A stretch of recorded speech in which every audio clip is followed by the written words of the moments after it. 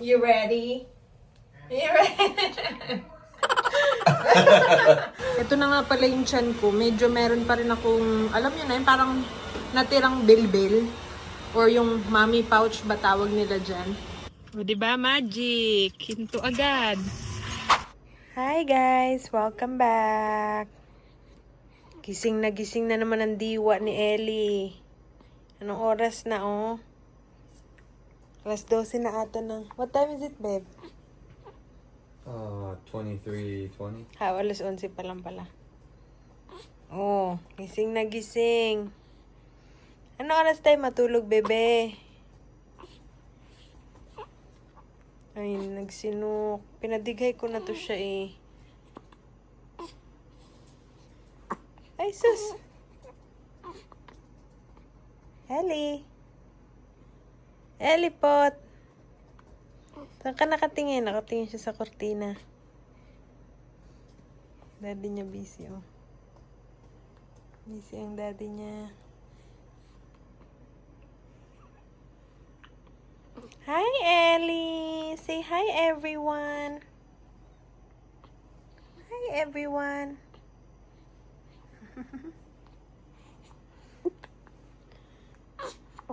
Ay, sus! May utot na kasama. Ay, nagmumuryot na. An odd way to fall asleep. Right. Finally. Matutulog na siya, guys. Buglat pa yung mata. Tahimik siya sa daddy niya, oh.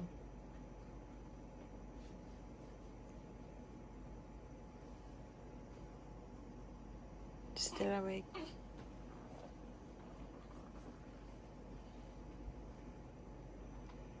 Natutulog na yan soon. She's gonna fall asleep soon.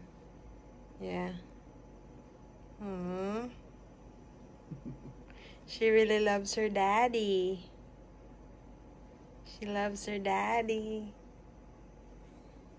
She knows that it's her daddy.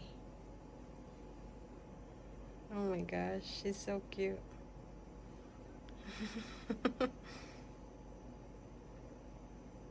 Talog na. Yeah, she was fussy. Yeah. She was. Oh, look. She's like, are you talking about me?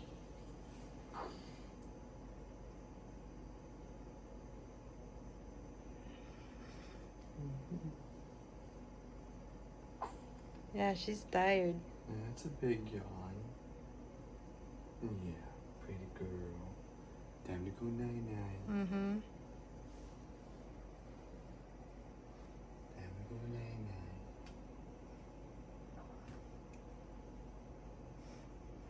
Muryot siya kanina. Ngayon, hawak na ng daddy niya. Nag-stop na. Yeah. Maka-daddy ka talaga, Ellie.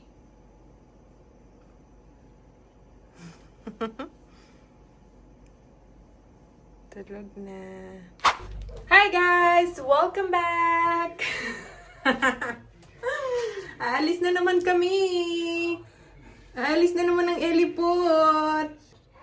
Aalis na naman kami. We will go to Face and then we'll get some... what is that? My prescription. Yeah. Ellie! Say hi! Hi everyone! Do I look like daddy now? Do I look like daddy? You ready? You ready? Hi guys! So at dahil medyo mainit ngayon, ito lang ang outfit natin ngayon, no? Diba? Hindi siya super lamig sa labas. And by the way, ito na nga pala yung tiyan ko. Medyo meron pa rin akong, alam nyo na yun, parang natirang bilbil. Or yung mommy pouch ba tawag nila dyan. So, sana matanggal siya, no? Hindi pa kasi ako nakapunta ng gym. Hindi pa ako nag-gym and hindi pa ako nag-workout talaga ng ano. Pero feeling ko naman mawawala siya kapag bumalik ulit ako sa gym tapos nag-workout ulit. Bakit nung buntis ako, nagkapit ako ngayon, nawala na. Nawala na talaga siya, guys. O, tingnan nyo, guys. Nagmamuryot siya. Pag nilagay ko to sa sasakyan, hinto yan siya. Tignan natin, ha? Lagay na natin. O, naghinto na. Ayaw niya nang di nagalaw eh. Gusto niya yung for the go, right, baby? For the go tayo? O, sige. A few moments later. O, diba? Magic. Hinto agad. Magic. Alam niya, alis na eh.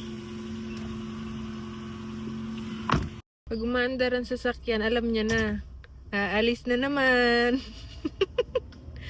Gala ka talaga, girl. Hindi na namin siya kinumutan kasi mainit, guys. Pinuksan na namin yung bintana sa sasakyan. Ano, girl? Naghinto ka na hilak, ha? Gala ka talaga. Siguro nung nasa sinapupunan ko pa si Ellie, yung nasanay siyang naalog siya. Kasi diba nag-off-roading kami, madalas kaming mag-off-roading. Kaya siguro ganun siya. Pero madalas naman daw, ganun yung mga bata. Yung parang gusto nila yung naduduyan sila, diba? Nakakatawa lang kasi kapag ilalagay namin siya sa car seat, siya, magmumuryot siya. Tapos, pag inilagay na namin sa sasakyan, tapos umaandar na, maghinto na siya. Minsan pag ilalagay mo siya sa ano niya, sa car seat niya, hindi siya mag-iyak minsan. Pero minsan naman, kapag bad trip talaga siya, iyak siya. Yan na, tulog na siya. Dito na kami, guys. Punta kami ng pharmacy. Sana hindi mahaba ang pila.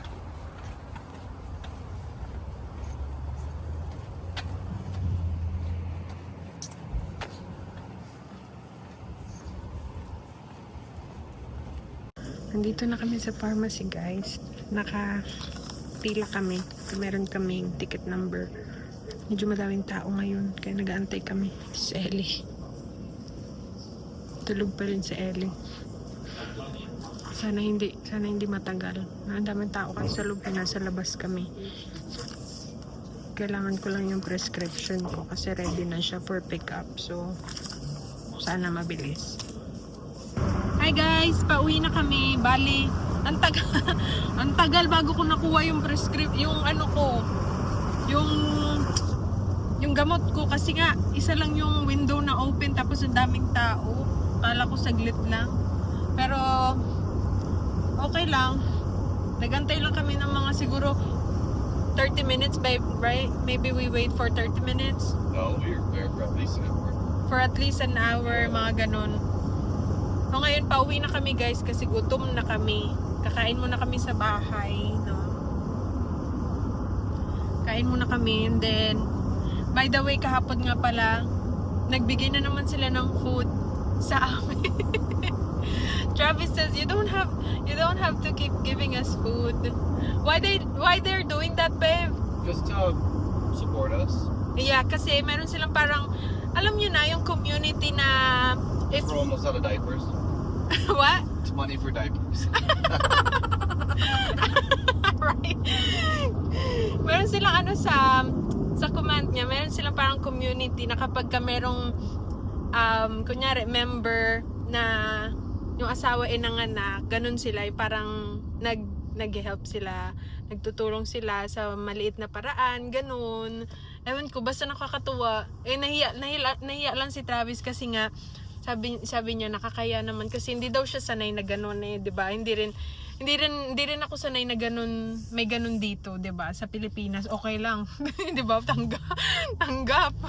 Tanggapin lang. Tapos kasi minsan tayo ano eh, 'di ba? Yung parang nagbibigay din sa kanila. Sila kasi dito bihira na ganun.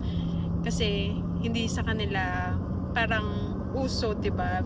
Sa iba meron, pero bibihira dito. Pero sa atin sa Pilipinas, 'di ba? Pag may magbigay, yung tanggap talaga, mag-thank you. So sabi ko nga kay Travis, mag-thank you ka na lang, mag-thank you ka kasi tawag nito, pangalawang bigay na nila. Tapos meron na naman pangatlong bigay. But one day we'll give another, one day we'll give food again. I think this 20, Wednesday. I think Thursday. Oo. Sabi niya ayaw niya naman daw magreklamo kasi nga daw baka mamaya masamain or what, ganun. Pero sinabi niya na lang na ayun, thank you, pero sabi niya you don't have to give us, pero naintindihan niya naman why they're doing that, ganun, 'di ba? Kasi nga nagtutulungan sila kasi alam nila gaano kahirap magkaroon ng lalo na first time parent kami, ganyan. So ayun, dinrap niya lang yung pagkain sa labas ulit ng pinto ng bahay namin. What is that food, babe?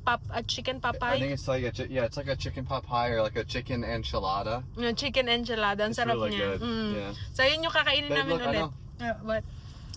What? The trail bus Where? went that way. Oh, nice, yeah. So yun ulit kakainin namin ngayon, guys. Si Ellie tulog pa rin. Yan lang gusto niya, yung nasa sasakyan siya. So, we'll see you later! Tummy time! Nirecommend ng pediatrician, guys, na every day 10 minutes daw mag-tummy time kay baby. Namatay sa uga-uga, oh. Yung gusto niya, inuuga siya, eh. Padede ko na siya. Napalitan na ng diaper. Kaya, ayan. Walang topak.